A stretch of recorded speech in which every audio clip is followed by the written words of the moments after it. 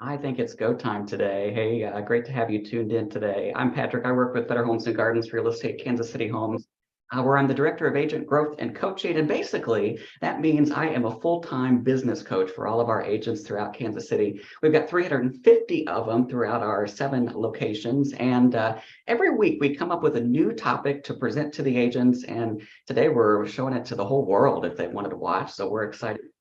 But every Thursday, pretty much every Thursday, we'll come up with a topic that's really a skill building type of topic where it doesn't matter how experienced you are, how many homes you've sold, how long you've been in the business, but hopefully you can take something away. Definitely you can. That's the whole point of me coming up with these topics and these classes, is so you're able to come and take away something that benefits your business, and most of all, benefits your business's bottom line. That's what it's all about. I've been in real estate years this year. I sold for 9 of those years and was a broker of an office, and now I get to coach our agents. So it's a thrill to have you tuned in today. You're in store for quite a treat today, because we've got this panel of kick-butt real estate agents, and not only are they kick-butt agents, but they're kick-butt women real estate agents.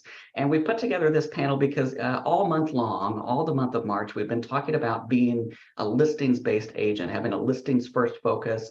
And that's what it's talking about today with this panel of how you can maybe take your business to the next level. Doesn't matter how experienced you are, like I was saying, you get the opportunity to maybe take some fresh new ideas from this panel today. And so let's get right into it. I think I should bring them up on the screen and see how they're all doing today. I've got some from almost every one of our offices, and I'm going to introduce them one at a time as we go along here. So let's bring on Georgianne Hayhow. She's out of our Mission Farms office. Georgianne, good to see you. Hello. Hi there. Good morning, Patrick and everyone. Yes, thanks for coming with me today and going on this journey. I want to bring on Marion Coast. She's also out there at our Mission Farms office. So I'm going to add her onto the screen. Hey, Marion, good to see you. You go to the people and say hi. How's it going today, Marion? Good. It's going great. Hello. So glad you're here. We're going to go north of the river for a second and bring on my good buddy, Tiffany Allen. Tiffany, how are you doing? You're out there in that conference room today in our Northland office. You can wave at the folks. How's it going with you? I'm good. Thank you for having me. Also in the Northland, well, my good buddy, Tanya Hewlett. She's out of our Liberty office. I'm going to add her onto the screen. Looking good, Tanya. How's life treating you today? Doing great. Good morning, everybody. Good to see you. And certainly last but not least, out of our College Boulevard office out in Overland Park, we've got Sherry Timbrook, everybody. Look at this powerhouse group. Good morning. Sherry, good to see you. Good to see all of you guys today. And we've got a great crew that's watching us live right here on Zoom. There's a great crew that's watching us live on Facebook and YouTube and wherever else I decided to put this thing. And maybe you're watching the recording maybe later on, but we're so glad that you're tuned in, because each one of these women today are going to give us some unique insight about their business. And I guarantee that you can take something away from this as an agent. And so I'm going to just, reshuffle my screen here and just bring up just Georgianne, because I'm going to start with you, Georgianne. So bear with me, and I'm going to pull just you up. Here we go. And you're the one, Georgianne. It's your power hour right here. Maybe not the full hour, but I think it's really interesting to talk about each one of your businesses a little bit differently, because each one of you does things a little bit differently. Georgianne, you've got this awesome team that you've been leading. And sometimes in life, we see somebody at like their destination. We see them where they are right now in life, but maybe we didn't catch their journey of how they got there. And you have such a great journey story that maybe you could just share, maybe like the 45-second version for the people watching. Do you want to share how you got to where you are?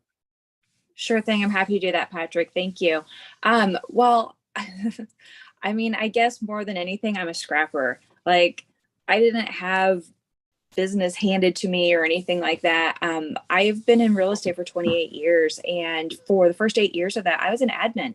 I worked the front desk. I worked for one of the top agents in my office, but it was fantastic because it gave me such a good background for how to do contracts, how to talk to people, who's going to need what at what time. And I really loved having that background. And honestly, a lot of times when I have someone new coming to my team, I will give them administrative stuff and pay them hourly just to do that work and really get that experience, because I feel like a lot of people, our company is different because we have great training, but a lot of new agents go to companies and they just don't have the tools they need. They don't know how to write stuff, do stuff, talk to people, how clients need things. And so I really loved having that background. And then later, after I got my own license and I met my husband, we teamed up together, and he was a complete rock star, even if the Super Bowl says we can't say that anymore.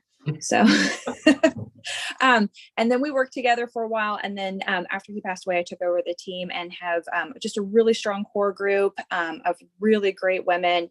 We're all ladies, and each one sheds a unique view and perspective and business background. And I think that's really cool. I think that is cool. I mean, it's so true that it takes a lot of effort to get to have a successful real estate business. And I think you're the testament to that hard work pays off in the long run. And you've built this amazing, successful team. We're so glad that you're alongside with us as a company. And tell people, obviously listings has had a portion, a good piece of your success has come from focusing on listings. Do you want to share any insight to the group about that? Sure thing. So, I love both sides, so I can't be like, I love one or the other better. I love working with buyers, and I love working with sellers too. I think that for listings though, I always feel a different type of responsibility. It's been so easy the last couple of years where you put a house up and it's gone. But that's not a realistic expectation for how real estate works. And I always just, right now I feel really strongly for my buyers because it's difficult for them. But historically, I would say more often than not, it's a little bit harder for sellers. And it's not just getting the listing, it's staying in touch with them, keeping them up to date on what's happening and how we can all work together. I've already set that framework ahead of time with them, but continuing to always be in constant communication. But listings are a very important part of the business, as we all know, because right now there aren't enough of them. There's not. We need more listings. Let's go get some today. Let's get out of this class and go get some listings. How about it? But I'm gonna come back around to you. So stick around, and I've got some other questions for maybe later on. But good insight to get to know you and your business. Thanks for spending a little bit of time with us. But I want to bring on Sherry Timbrook next, because she's out of our College Boulevard office, and Sherry is not necessarily newer in the business, but you are working on building your listings base. Tell us just the brief version of you and who you are as an agent. Yes. So I've been licensed now for about 2.5 years, and I lived real estate vicariously through Ron, my husband, for the 30 years that he has been an agent. And I've been able to see how he's built his business and the relationships. And the longer that I'm in the business, the more I see that some of his past clients keep coming back to him. And so the integrity that he brought into that. But so I joined from a background of event planning. I was an executive assistant for a CEO of a big company. And so I think that what I am able to do is to bring the background, my history, my past career, and to help create a really fabulous experience for clients. And so that's kind of me. I think that's cool. I mean, you are a true and true real estate agent because so many real estate agents, it's a second career. And maybe somebody's watching this today that's thinking about making that leap. Maybe it's just one of my Facebook friends or somebody that's found us online or one of your Facebook friends that's saying, you know what, maybe a career in real estate is right. And I think today's panel gives you some great insight about what it's like every day. You know, sometimes we paint this rosy picture of real estate, I'm going to make some fast money, but you know, we know that it's a lot of hard work and you're working every day, Sherry, to build your listings inventory. Why are listings so important to you and your business? Well, obviously, the first reason for that is for each of us as an agent is just the return on our investment. I'm very much of a relationship person, and so my buyers, all of us spend a lot of time with our buyers right now because of low inventory, but I build and build and build those relationships.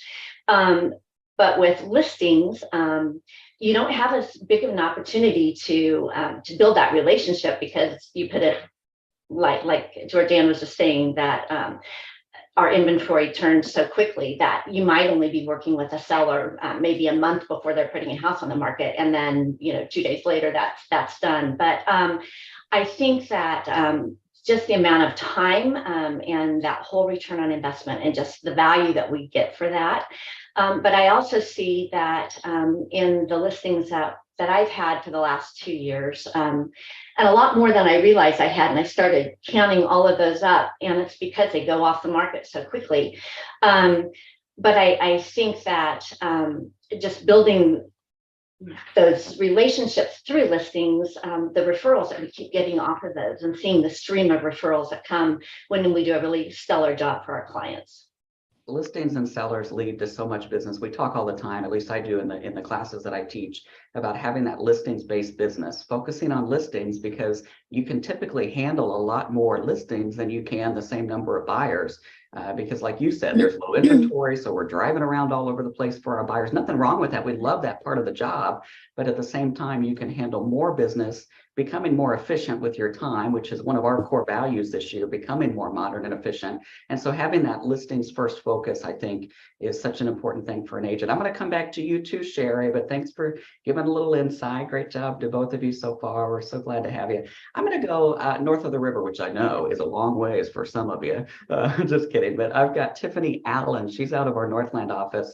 I'm going to add a spotlight to her because Tiffany, you and I added Sherry again. Hey, Sherry. Sorry. Hi. How's it going? Good to see you again. But we're going to skip that and go back to Tiffany here. There she is. Listen, Tiffany, you and I started in real estate at the exact same time. Did you ever think about that? You and I trained together. You think about it all the time. That's funny. Yeah. So you and I trained together. We, worked together. We were in those training classes one-on-one. It was almost like a 2-on-1 type of training thing. So you and I ought to have the same mindset because we were trained by the same people. But anyway, talk to me about you and your business, just real brief. Tell the people who you are and what's going on with your real estate agent business. Well, I don't know what's going on with my business. I feel like my business has always been people centered. Like, I know what you guys are saying about listings and they are important, but for me, buyers have always been my bread and butter because those buyers eventually turn into sellers. And they often have family that move in and want to be around them. And so that's kind of more of my focus. I feel like spending a lot of time with buyers, because a lot of times the sellers I have end up leaving the community, but the buyers are coming here, they're buying here, their families follow them, that kind of thing. So that's an interesting point because you're right that when you sell a listing, sometimes those people move out of the area. Now they could become great referral partners for you in the future. And I'm sure that's happened to you. But you're right, when you have a buyer, you have the opportunity to build that relationship that maybe becomes a lifelong client. So that's kind of interesting to call out. Okay, but don't sell yourself short, Tiffany, because you took 16 listings last year, by the way. So you must have a good focus on listings. I do want to ask you though, because you and I started at the same time, and it's real estate's a hard industry, isn't it? I mean, we see agents that get in this, I'm the one that oftentimes gets them trained and educated and set up for success. And we have a really high success rate for all of our agents that we bring on, especially the brand new ones or the ones that transfer over and are, wanting to take their business to the next level. That's kind of what we thrive in as a company. But there is a really high failure rate for real estate agents in the market. And I don't know, I asked you maybe as we were prepping for this session, what do you think it is that sets maybe you and I apart, or all of the agents that are listening that are successful, apart from those that just maybe have failure to launch or just can't quite take it? What do you think it is? I think the number one thing is treating it like a business, because it is, but coming into the office is so key. I have never been able to say I'm going to be at the office at a certain time every day, because our schedule, I have a buyer that wants to see something at 9 o'clock in the morning. I can't commit to always being at the office at 9 in the morning, but being here on a daily basis is what I tell the new agents consistently. Like, be here as much as you can, because there's opportunities for learning, education. And then if some of us older agents need the help, we will go to the newer, younger agents and do some of that admin stuff that we might not have time for, or pay somebody to show for us or something like that. So being in the office is key. I love that insight. We're live today. Tiffany, thanks for joining me. And I've got so many people watching on the Zoom, and maybe you are just tuning in, seeing us online for the first time. Today, we've got a listings-based focus panel, and it's a panel of women real estate agents that are right here with us with Better Homes and Gardens, Kansas City Homes. And they're focused on building a great book of business, not only with buyers, but especially listings, because we know that a listings-based business becomes more profitable, is a better use of our time. And so we've got a great panel of powerhouse women listing agents that are with me today. I'm going to keep it up north while I'm at it, and I'm going to bring on Tanya Hewlett. She's out of our Liberty office. Tanya, you and me, we go way back. Can you believe? Oh, yes, we do. Tanya, by the way, I'm up here in Liberty today. I get to travel around to all the offices now that I'm Director of Agent Growth and Coaching. I've been that business coach for our agents. And so I spend a couple of days each month at all of our different branch locations. And so I'm up here in my old stomping ground. I had to drive a matter of 3 minutes to get here today, since I live in Liberty. That was kind of nice. But, anyway, talk to the people about you and your business just real briefly. Well, I got into real estate. This was my 16th year. My focus initially was just building a business, period. It was 2007 when I got into real estate. And so it was very, very difficult. And I fought my way through it and built some relationships along the way that has turned into some of repeat business, referral business, which is really what it's about, is building relationships to continue your business. And so I was just really lucky in that factor that I also had a very good broker that was hand walking me through it, because she knew what a tough time it was for me, that it was the market was crashing. I was trying to start a new career, and I'm a perfect example that you're never too late to start a new career, because I'm 30 years old when I decided to jump into real estate. So, you're never too late for it. And I'm thankful every day that I made that choice. You become one of our top agents, and I think it's a great story to tell how you started at the bottom and now you're here. Not to quote a song, but there you go. I mean, look at you. Started at one of the hardest times to start in real estate, one of the most difficult times. Definitely had to claw my way through it. Yeah. You mentioned your broker, and I've got to brag on our broker staff, because that's what it's all about at our company. We've got full-time non-selling brokers who are there to support our agents. And if you're watching this thinking, you know what, I kind of need a little bit more support, well, maybe it's time to talk to us a little bit and have that confidential conversation, not to jab in that recruiting plug too much, but listen, we've got what it takes for our agents to become successful. You've become really successful, Tanya, off of really building a niche or a niche. You work out of our Liberty office, but you live a little bit further north in a little bit more of a rural community with some acreage properties and all of that. Tell people about your niche, first of all, but also, has that helped you get more business, creating that niche and niche? Talk to them about that. Well, the rural properties, acreage properties, farms, that's kind of a natural progression for me. It's what I was raised around. It's, where all my family lives. They live in small rural areas. And so for me, the value that I provide, I think, it's 100% added value by me having the knowledge, the insight, everything needed to guide sellers on, putting their house on the market, what it takes. That knowledge gives me confidence, but it also gives sellers confidence in my knowledge that I can answer specific questions that they have, that they might have. It just really makes a difference in my career that has ended up being my niche, is the rural communities, farmland, acreage. And I think knowledge is key on that. And so kind of like what everybody else is saying, you build those relationships with those sellers and buyers, and they recognize the knowledge that you have and what you bring to the table, and they refer you out. And it's recreating business for me. Not only that, but you really have become known as that expert of that type of property in that community. And you've got a really wide radius that you're able to reach with your niche.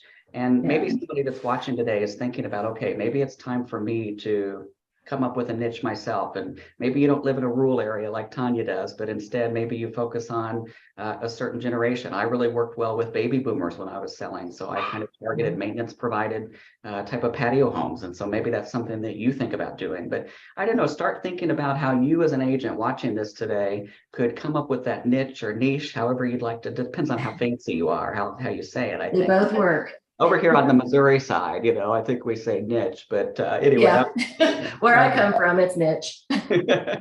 Anyway, Tanya, I'll come back to you just a little bit, but thanks for giving us a little insight of who you are and your niche and your niche, because I think that's a really powerful thing for an agent to do, is come up with a focus that is your target market, because we can't be everything to everybody. That's not the way life goes.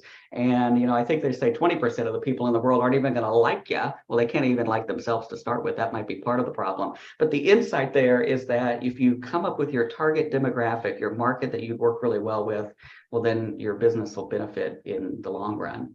I want to go, certainly last but not least, by any means, I've got Marion Coast here. She's out of our Mission Farms office, and I want to add a spotlight to her. Marion, tell the people about you. Good morning. I entered the real estate business in 1981, I think December.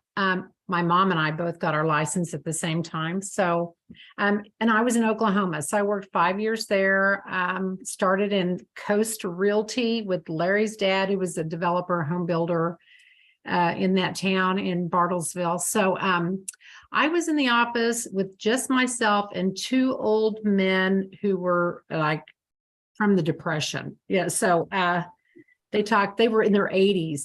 And I was 22 or something like that. So I'd talk about, back then, Tommy Hopkins was the big trainer. And I was just like, gung ho, ready to go, but no training, nothing. And here's the phone. And I was a broker from the get-go, because I did help with closings in the office. And our contracts were like one page. They were practically blank. It was just filling hardly anything. So that was easy part of it. But I did learn about running the office from DB and Al, the old guys. But they told me, I was like, I'm going to farm, I'm going to do all this. They're like, that doesn't work. And, so I had to kind of overcome that part of it, but moved to Kansas City.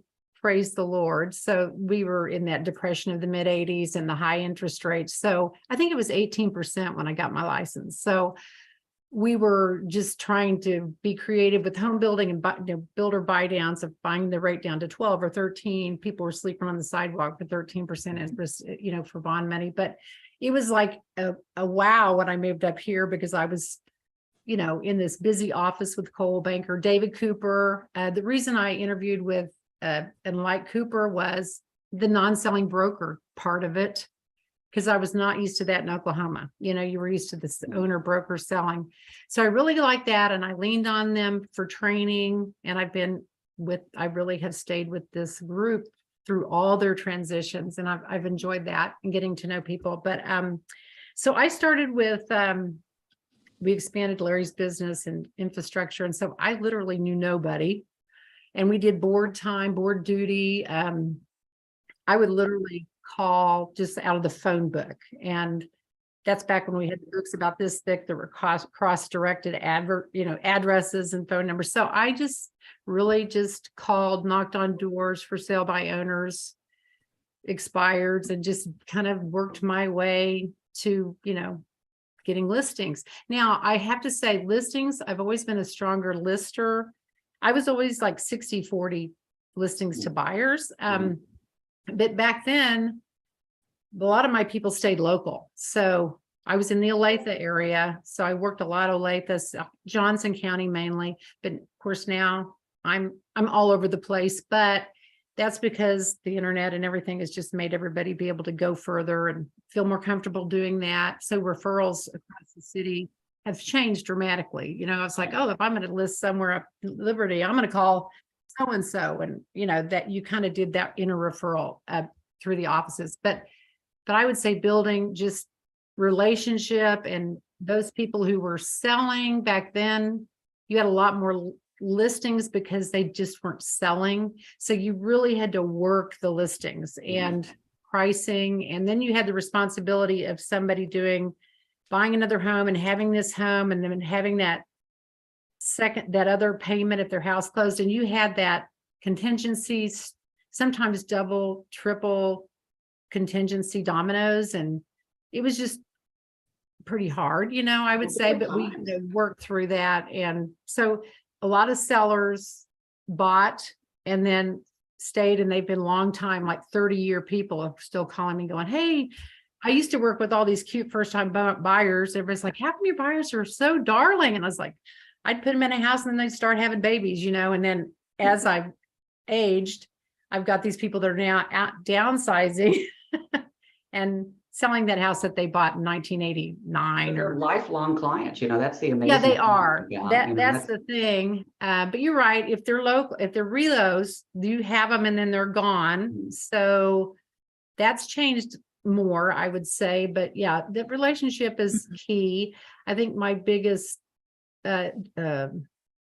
adjustment is figuring out maybe farming is not what I'm going to do now. And I did it back then. And I had my kids handing out flyers, hundreds of, my kids worked in the business with me. They grew up with it. So, I'm more now trying to just do more of the ninja relationship with my core people, and then narrowing those 600 people down to like 300 or 200 or something that's more workable and not so overwhelming to keep that relationship going, where you feel comfortable just reaching out and saying, hey, let's go to lunch, or picking up the phone and seeing how they're, how they're liking their place. Marion, I don't want to cut you off, but you were telling me about your 150, what was it? What was that name that so I've been just reading a lot about, and Dunbar's number, he was some scientist, don't ask me what, I think he was, it wasn't even a real estate related number, but it just is that number that is anything more than that is just too much to keep close. And then there's like your tribe would be like 50. And so you have this, it narrows down. He has these names. If you Google it, you'll see all these graphs about it, but they're talking about your tribe being a smaller group. And then, then your core people he was just saying about, I think it was actually 148, but he rounded it to 150 is enough that you could be comfortable being in a personal relationships. And outside of that, you could probably have more people on your list, but maybe you don't call them.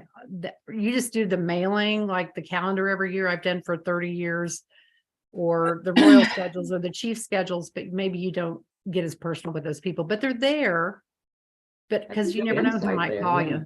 There's no probably maximum of the number of people that we can reach. And Marion, thanks for the insight there. I think that's great. I'm going to come back to you too, because I've got another question following up for you in a little bit. But what Marion was talking about is having that core focus. Maybe you've gone to a training program that talks about your A or your A+ people, or maybe you've gone to a program that categorizes your people in different ways. That's kind of what that 150 is. And maybe you're somebody that's newer in the business that's just started and watching today. Having that list of 100 people is really the most powerful thing that you have as a real estate agent, to be able to reach out to people, because there's a stat out there that says about 5% of your database is going to move sometime in the next 12 months. And so if you can capture that 5% of those people, that'd be 5 people out of 100 on your list, then that's better than 0 deals, right? So anyway, some good insight there. Georgianne, I'm going to come back to you because I want to give these people that are watching, and maybe they're just tuning in. We're watching this listing panel today with a top group of women agents with our company that are really just talking about listings. That's kind of fun. Are we having a good time so far?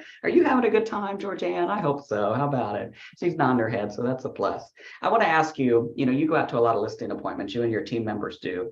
How do you know? You don't always know that you're going to win the business, right? Sometimes you know that you're even competing against another agent. What do you do to make sure that you're the one that client chooses? How do you make sure you win, whether or not you know you're competing? Well, Patrick, I would say, getting the appointment is kind of that first step, but really being prepared for the appointment when you get there is super important. And there's a lot of things that we can all do to come across as the most professional and the best choice for this potential client. And, most of the time we have a day or two to prepare. So that really helps. Take advantage of that time. Don't waste the time. Don't just rely on maybe some old history photo in MLS for their market reports that you'll be printing. Go drive by the house and take a picture of how it looks now. Also take some mental notes. Is it amazing and does it look 1,000 times different than maybe the history that you're finding in MLS when it sold 7 years ago? Or maybe have they not done anything? You need to take all that stuff into consideration and be prepared with the listings that you're selecting, because you want to be valuable and you want to be knowledgeable and you want to have a good idea of what their house is. If you have an opportunity to ask qualifying questions about capital improvements, things that they've done to the home, things that they need to do to the home, take really good notes and then try to select listings for your analysis that will fit into that. Because it doesn't do any good to just have empty words and say a bunch of stuff when it's not even relevant. Relevance is a huge, huge thing for all of life, not just listings, but you really want to bring that value because you need to stand out toward another agent, but also be knowledgeable about what you bring on the regular basis. And, what does the communication look like? And what's the process look like? You have to explain that whole thing to them and do it in a way that's respectful of their time. I'd say also in advance, make sure they know that it's going to be either a 45-minute or hour-long appointment. Make sure that you have enough time to go through all of the things that you're bringing. I think that's really powerful. I took 2 things away out of what you were just talking about, probably more that I could have taken away. But one of them was knowledge is power. The more information you can have ahead of time, the better you're going to be as an agent. And secondly, do more listening than you do talking. I like that 80-20 rule, 80% listening during your listing presentations, 20% talking, because we call it a presentation, but really we're there to get intel off of the seller and to figure out what their needs and wants are so we can adjust ourselves and better serve our clients. So I don't know, Georgianne, any other takeaway before I wrap up there? Well, I think from the value perspective, it's really important for agents to understand their strengths and weaknesses. And, it's a little bit slanted here today because you're talking to agents who have a long history, a lot of clients. We do a lot of transactions. So of course, when we're on a listing appointment, we're like, oh, I do this and I'm here and I rank this and I've got this award and all of that. Well, not every agent has that. And I just want to say, no listings, no problem. You can go out and get them. You can still win listings. Know the market that house is in. Know your value and what you bring to any game. It doesn't mean that you've been in the business for 14 years and you're number 3 in the company. But if you have great marketing and maybe you have great social media, maybe you have great connections around town, like anything that's a plus, sell it because you're selling yourself. I love that. No listings, no problem. That's the quote of the day. I like that. Okay, the people after you, ladies, you're going to have to come up with a good quote like that. I don't know. But Georgianne, I'm just teasing. Georgianne, Great insight. Thanks for being with us, and stick around with us. We might have time for a Q&A or see if anything else comes up at the end, but everybody in the chat saying great point to you and great insight. Everybody, we're live today. You might be watching right here in the moment. You might be watching the recording too. I still like you, even if you watch the recording. And I can see you. I mean, I can't physically see you, so don't worry too much, but I can see you there. I see you watching. I want to go a little bit out of order. Tiffany, are you ready for this? Where's Tiffany at? Let's bring her up. I know where she is. She's up there in that Northland office today. We got 7 metro locations, one all over the place. And it's funny because there is a difference between Northland business. That's where I primarily sold out the 9 years that I was an agent. And Tiffany, that's where, you know, you live and work. And yeah, you'll sell anywhere in the metro, but there's a difference between Northland and south of the river or Johnson County type of business. Why is it so important as an agent to be familiar with the areas that we're working in, especially as a listing agent? Well, it's important to be familiar with, but I want to point out that since we are a border state, I think it's super important to be licensed in both states. Mm-hmm. I do give referrals out when I'm in an area that I'm not comfortable, way out in some rural community. I'll give it to Tanya, you know. But I do take some Kansas listings, even though I don't live in Kansas and I don't often work in Kansas. But when I do a Kansas listing, I'm going to do as much research as possible. I'm going to contact maybe some agents that work in that area or do a lot more Google searching about things. Because your listings, your sellers, they want to know that you know the area and you know the good things that you can point out about the community to the potential buyers out there. So. Yeah. You got to know where you're going. And really, if you're a realtor member, like most of us watching are, it's in our code of ethics that we're familiar with the areas that we're working in, that we know how to properly help a seller determine the value of their property. Of course, we're not appraisals, but we're doing reports that help them determine what we're going to list the home for. And part of that realtor code of ethics is that we're knowledgeable in the area and the type of property. And so that's why I wanted to ask that question, Tiffany, because sometimes, I don't know, some of us Northland, and I'm sure some of us that live in Johnson County see it, where an agent comes in from outside of the area and we feel like, oh my gosh, they completely undervalued that property, or they left money on the table for that seller. Well, you owe it to your client when they sign that agreement with you to be that fiduciary and have that responsibility to know what you're doing. And so part of that comes with training, like what you're tuned into today. But part of it just comes with knowing the area and the property. I think really valuable. Tiffany, you're looking good up there in that conference room today. Good. Blue's your color. I like it. She threw me the peace sign. I like it. Tiffany, you're funny. I love that. I want to go down to Sherry if I could. Sherry Timberg, I want to talk to you just a little bit about any advice that maybe you've heard. We talked about how you're still in the process of growing your listings business. What's a piece of advice that you could give to the people tuned in today that might be helpful for somebody that's at that same stage of their career as you? I think the most helpful advice I have is that I don't need to chase all of the bright and shiny stars that are coming along. I know all of you, just like me, have an inbox filled every day with different marketing opportunities. We guarantee we'll get you 2 listings if you do this, or X, Y, Z, or if I buy this program, if I do that. And I've chased a whole lot of those. And what it all comes back to is for me to find 2 or 3 just very foundational pieces that I can know that are working in my business, and that I don't need to just keep adding and keep going to seminar or training or whatever. Within our company, we have such amazing training that we don't really need to look outside a whole lot for that. I think one of the first things that I did was grow through the greenhouse, which was very foundational for me. But it all goes back to, it is the relationships, it's the one-on-one, it's the daily discipline of being out with the people that you know, whether it's on I tend to feel guilty if I'm out on the tennis court playing tennis, but I get business from the people that I play tennis with, or if I go out and have wine with a glass with girlfriends. Those are all very key and very relationship building. And that's where I'm seeing our business come from. And so I can leave aside all of the little bright and shining things that are coming through, although there are some really, really fabulous programs out there. Those bright and shiny things, they sure can be tempting, can't they? Very much so. It kind of relates to my best piece of advice that I'll give a new agent is to run your own race. And it's kind of the same thing. You don't have to do everything that comes your way. And I was mentioning Tiffany and I started at the same time, and it'd be really easy to compare each other with somebody that you've started around the same time or that's had quicker success than maybe you have. Listen, we're all on our own journey, and I know that sounds cliche, but the reality is somebody could focus so much on somebody else's life that they don't end up living their own life in the journey. So you've got to run your own race and focus on yourself, because your hard work that you're putting into it, just like you're doing, Sherry, is going to pay off in the long run and build that successful business where somebody that's focused on somebody else is just caught up in the moment. They're not looking for the future. So anyway, little Patrick insight for you today. How about it? But Sherry, thank you. That was great insight. Just focus on, like Sherry said, those three things. That's her big focus.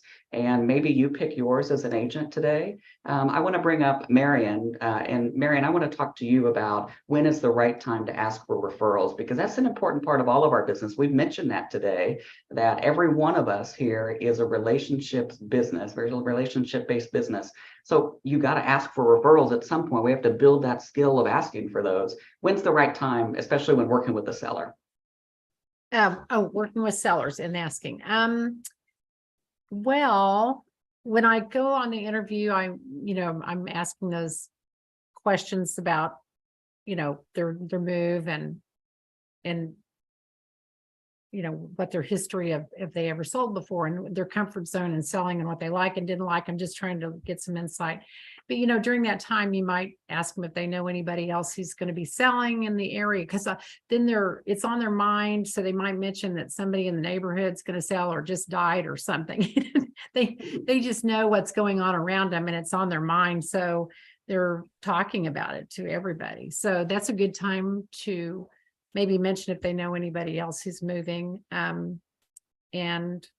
or if they have any investment properties they're going to be selling that they might need to also sell at the time that they're moving. So anyway, during that, so if you have face-to-face time during the listing or marketing part of it, or the escrow part of it, you're going to be with them quite a bit, talking to them a couple times a week, if not more. So it's just when an opportunity comes up, without being too obnoxious about it, that's a good time to do it. Yeah, you never want to be salesy. And it's funny because on our business cards, we probably call ourselves sales professionals or, whatever that stock wording is. Listen, none of us are salespeople. We're not here to sell something to somebody. We're helping them feel good about the decisions that they're making, very usually in real estate. And it's hard because you don't want to cross that fine line of messing up the relationship by seeming slimy and asking for business all the time. But the reality is, when you get down to brass tacks, you've got to ask for referrals, because that's what our business is based off of. And all you have to do is ask. Sometimes you don't get it just because you haven't asked, right? Right. Yeah. Yes. What other insight could you share to the group, Marion, that you wanted to bring? Anything else you wanted to bring up today? Well, I think, are you going to ask us another question, or is this it? Well, I wish I had more time. With Okay. you. So you brought up communication about being able to handle more listings. Yeah, good topic. Talk about that real briefly. What do you do to be able to handle more business? That, that's not our problem right now, of course, because, you go on a listing, like, how many listings do you have? None or one, because they're all pending. And so that's not like I'm holding 20 listings. That's our big problem. And that's, I think, what's keeping our volume down over what it did like 20 years ago.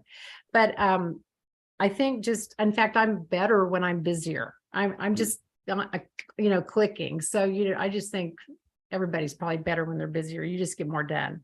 But I set the expectation up front, and I have kind of my role, and then Larry works with me. So I'm more of the marketer, but it helps to have processes in place to make it easier for you so that you don't forget something as you go along your line. But so that's good to do. Communication is probably the biggest problem. If you get a lot of listings, I set that expectation up front, because that's usually if I ask them what was the problem, was always communication. If they didn't like their last transaction, or I never heard from them, or maybe the agent's just like, oh my gosh, I don't want to call them because nothing's happened, but they want to know that you're working for them, even though nothing's happened. So maybe you do review every 2 weeks, make sure you're priced right. And if they call you first, that's the big problem. You know that you're doing something wrong if they call you first. So I usually call on a Thursday, Friday. Then Monday, I'm reviewing if anything happened over the weekend or didn't happen over the weekend, or maybe it's time to ask for a price adjustment. So just communication, I think, is the big thing if you're handling a lot. And having somebody to help you do the other stuff, putting signs in, meeting people. And that's what Larry does. He's more of the if he's meeting a painter or he's letting an inspector in or something like that. So he's licensed. So yeah, you're fortunate to have that help, and maybe yeah, somebody it is. watching, It's huge. Yeah. Yeah. And maybe somebody watching today is thinking, well, I don't have a spouse that's all that good with putting signs in the yard. I don't know. Does that relate to anybody? It's important. Maybe that's a qualifier you should put on your dating app. I don't know. Maybe that could be one of the new swipe right criteria. But the thing is, maybe you look around your office that you're in and see who else is maybe hungry for the business that you could pay a little bit to go run some of those errands, making sure that you're doing things that are correct if they need to be licensee activities or that type of thing. But who can you rely on in your office or within your own sphere that you might be able to do that? And we didn't get the chance today to talk about when it's the right time to hire an assistant, but I think that's a great topic that maybe as an agent, you sit down with a broker like one of ours and talk about, okay, I'm ready to go to the next level. When's it right to bring on some extra help? We've got somebody like Georgianne who's got a whole team that surrounds her that's able to help with activities. So build those connections with the people that you've tuned into today to listen to. And a transaction coordinator or whatever, that would be a big help during that escrow period, because you're trying to keep the ball rolling, the five wheel, just keep it going. So well, you're trying to keep one ball rolling and you got 5 other in the air at the same time. So it's a lot. And you're right that it's good to, you don't have to carry that burden all yourself. You can ask for help and get somebody to help you.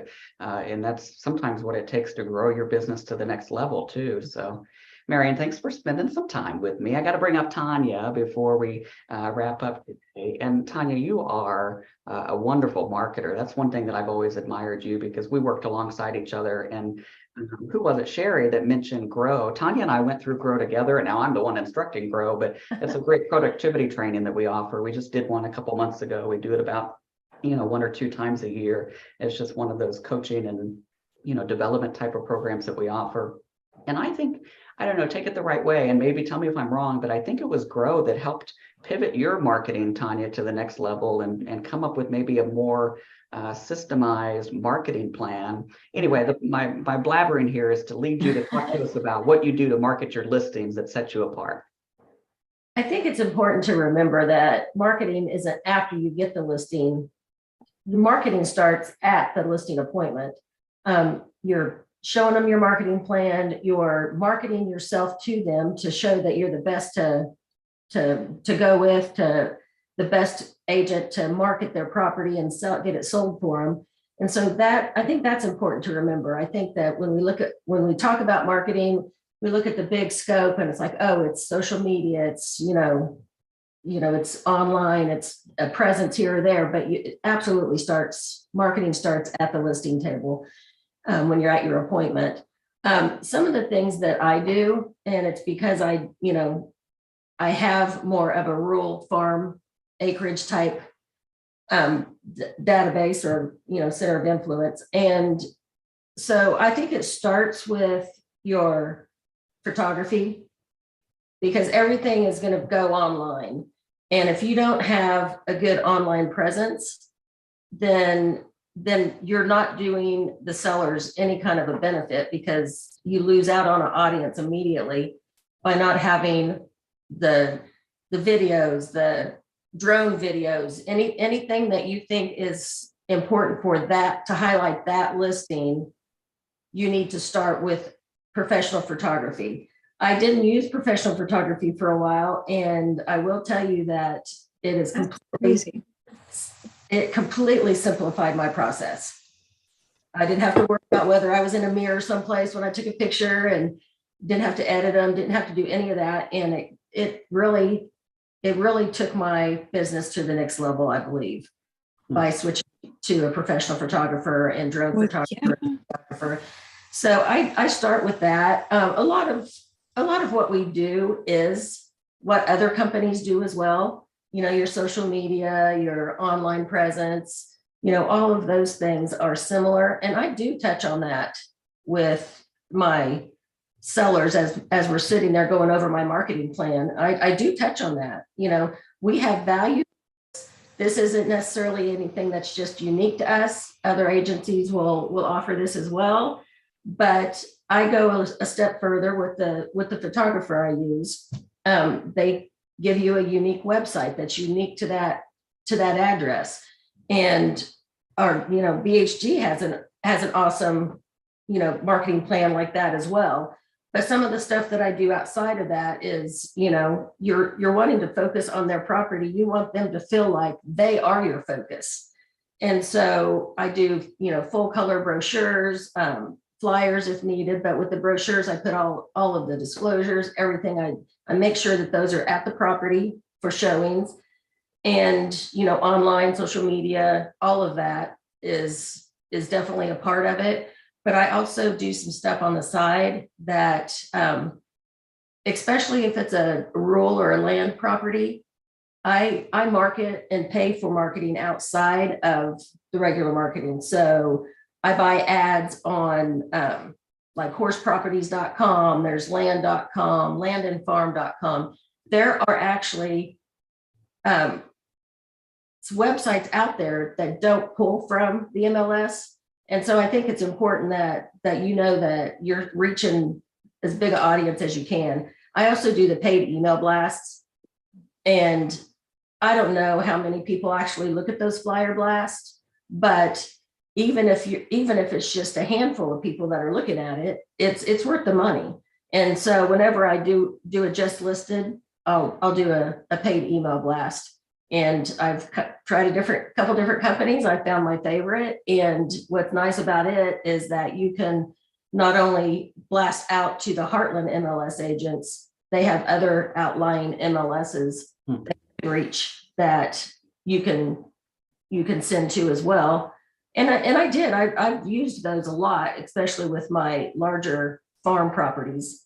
All it takes is one. All you have to reach is Yeah. one person. And Western Kansas, that's farm ground. So, you never know when somebody is looking to move back in to the Kansas City area or the outlying rural areas. So I mean, some of the stuff I don't think it's anything like, a major thing that I do differently. I just make sure that I give the best online presence and present that listing in the best light to get the most activity for it. I love that. And something you mentioned that stuck with me was that it doesn't always matter how many people see it. It could be that you're building up your marketing portfolio to use on your future listing opportunities too. Obviously, our goal is to sell the property and get the eyes out in front of that listing, but we also have a responsibility to market ourselves as that CEO, as a real estate agent. And so I think that's helpful. Tanya, you took 19 listings last year in 2022. So obviously it's working for you. I'm going to bring the rest up. Marianne, you took 18 listings. I hope you're okay with me sharing that, but something to be proud of for all of you guys. We talked about Tiffany. Tiffany, let's bring you up and say hi. You can wave at the people. And, we loved having you, Sherry, on the call too. Let's bring you up. Isn't this fun where I just get to run everything on the computer at the same time that I'm talking? I'm pretty okay at it though, I must say. And then last but not least is Georgia. And look at this panel of women today. What an awesome, it's one thing to be a woman, which by the way, women are the backbone of the real estate industry. They always have been, they always will be. It's a predominantly woman business. And that's such a powerful thing that each one of you on this call today is that CEO. You are that person that runs your real estate agent business. And I hope that gives inspiration to those of you that are watching this panel today, because it's such a powerful thing, even if you're a man, to be that CEO of a real estate agent business. So I think that's really a great thing. But listen, you guys gave some great insight today. And I just loved it. I hope you had a great time. Did you? Smile with me if you did. There you go. But I had a great time with you guys. Thank you. I want to just pull up one last thing as we wrap up here today. I want to show you my information, if there's ever anything that I can help you with, if maybe it's time to talk about what we can offer you as a company, those of you tuned in, watching live or watching the recording, you got my contact info there on the screen. My whole job is to be there for the agents that are with our company full-time as a business coach for them and help them become the best well-trained and prepared agent that they can be. So reach out to me anytime that you'd like to. That's what I'm here for. But listen, hope you guys have a good rest of your day. Thanks for tuning in today. I appreciate you watching wherever you might be. I'm up here in our Liberty office today. But reach out if there's ever anything we can do for you. We'll see you next time. Take care.